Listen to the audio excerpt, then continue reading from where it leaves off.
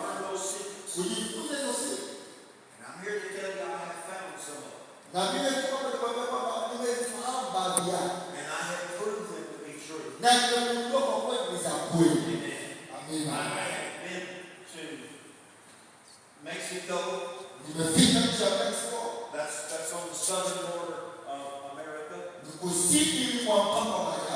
My wife has been across European countries.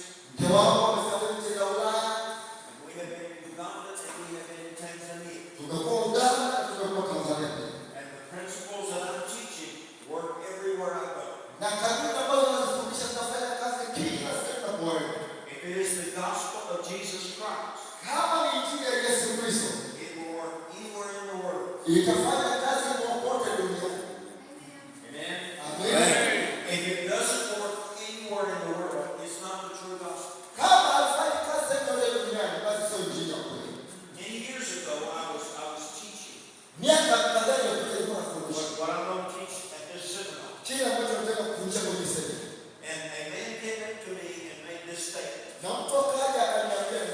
He said, "Don't be here teaching an American gospel.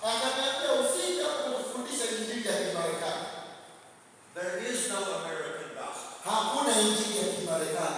There's the gospel.